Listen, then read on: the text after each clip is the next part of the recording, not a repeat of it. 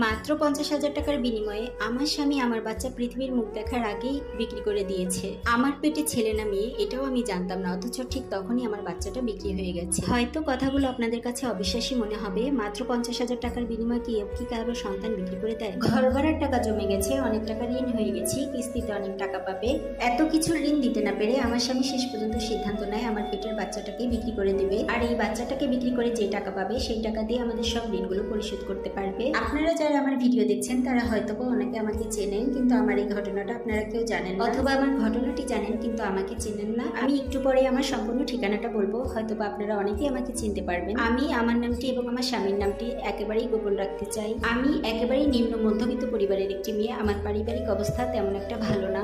আমাদের পারিবারিক অবস্থা ঠিক এরকম, আমার স্বামী যদি একদিন বাজার করে তাহলে আমরা খেতে পারবো, নয়তো খেতে পারবো না। দিন আনলে দিন খাই। আমরা নারায়ণগঞ্জ জেলার শীতগঞ্জ থানার আশেপাশের একটি বাসায় ভাড়া থাকি। আমাদের বিয়ের কয়েক বছরের মধ্যেই আমার একটি কন্যা সন্তান। আমার কন্যা সন্তানের বর্তমান বয়স 2 থেকে 2.5 বছর।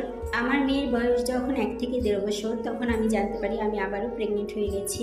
আর ঘটনার শুরুতে যেহেতু বলেছিলাম আমরা একটি ভাড়া বাড়িতে থাকি। আমরা যারা শহরে ভাড়া থাকি আমাদের ঘরে খাবার থাকুক আর না থাকুক, ঘর ভাড়াটা কিন্তু ঠিকই দিয়ে যেতে হয়। আর কয়েক মাস কাজ না থাকার কারণে আমার স্বামী তেমন একটা ইনকামও করতে পারেনি। আমাদের কয়েক মাসের ভাড়া চলে গিয়েছিল। আরো বিভিন্ন কারণে আমরা অনেক বেশি ঋণগ্রস্ত হয়ে গিয়েছিলাম। আর আমাদের যে কিস্তি ছিল সেই কিস্তির টাকাগুলো আমরা নিয়মিত পরিশোধ করতে পারতেছিলাম না। আমাদের আশেপাশে সবকিছু মিলিয়ে আমরা একেবারে অনেক বেশি বিপদে পড়ে গিয়েছিলাম। আর যে নতুন বাচ্চা আসবে তাকে আমরা কিভাবে পৃথিবীতে লালন পালন করব, আর একটা নতুন বাচ্চা আসলেও অনেক বেশি খরচের ব্যাপার আছে, যেটা আমাদের পক্ষে এই মুহূর্তে বহন করা একদমই পসিবল না। তারপর আমাদের কাছে একটি অফার আসে যে কিনা 50,000 টাকার বিনিময়ে আমাদের বাচ্চাটা আমাদের কাছ থেকে কিনে নিবে। 50,000 টাকার মতো চুক্তি হলেও আমার আর আমার বাবুর পিছনে তার প্রায় 80,000 টাকার মতো খরচ হয়ে গিয়েছিল। আমার দুঃখ একটাই, আমি আমার বাচ্চা হওয়ার পরে আমার বাচ্চার মুখটা একটা বারের জন্য দেখতে পারিনি। তারা আমাদের সাথে কন্ট্যাক্ট করেছিল বাচ্চা হওয়ার পরে 50,000 টাকাই দেওয়া হবে, কিন্তু যতবারই ডাক্তারের কাছে গিয়েছি, বাচ্চার জন্য চেক আপ করেছি, তারা প্রতিবারই খরচটা দিয়েছে। তাছাড়া বাচ্চা হওয়ার পরে আমাকে তারা ফলমূল খেতে এবং ওষুধপত্র খেতে আরো কিছু টাকা দেয়। সবকিছু মিলিয়ে আমাদের প্রায় 80,000 বা তার কিছু বেশি খরচ করেছিল।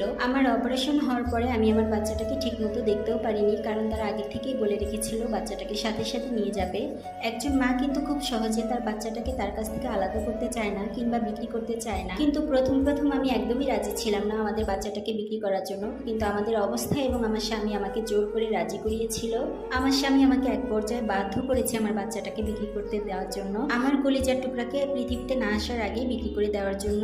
অনেকেই মনে করে আমি আমার সন্তানকে বিক্রি করে তার কথা একদমই ভুলে গেছি, কিন্তু আমি আমার বড় মেয়েকে যখন আদর করি খাওয়াই তখন আমার সেই ছোট মেয়ের কথা অনেক বেশি মনে পড়ে। অথচ আমি এটাই জানি না আমার বাচ্চাটি কার কাছে আছে, কোথায় আছে আর কেমন আছে। যারা নিয়মিত